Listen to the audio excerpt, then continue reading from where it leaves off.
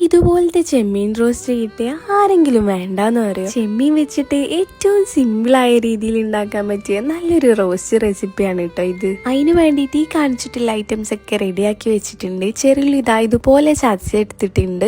ആവശ്യത്തിനുള്ള പച്ചമുളകും കറിവേപ്പിലയും പിന്നെ ഇതാ വെളുത്തുള്ളി മാത്രമാണ് കേട്ടോ എടുത്തിട്ടുള്ളത്. അതും ചതച്ചു കൊടുത്തിട്ടുണ്ട്. ഇനി പൊടികളായിട്ട് മുളക് പൊടി, മഞ്ഞൾപ്പൊടി, മല്ലിപ്പൊടി, പെരിഞ്ചീരകം പൊടിച്ചതും പിന്നെ കുരുമുളക് പൊടിയും ആവശ്യത്തിനുള്ള ഉപ്പും ചേർത്ത് കൊടുക്കുക. കൂടെ കുറച്ച് പച്ച വെളിച്ചെണ്ണയും കൂടി ഒഴിച്ചു കൊടുത്തതിന് ശേഷം കുറച്ച് വെള്ളം കൂടി ചേർത്തിട്ട് കൈ വെച്ചിട്ട് നല്ലപോലെ തന്നെ കുഴച്ചെടുക്കുക.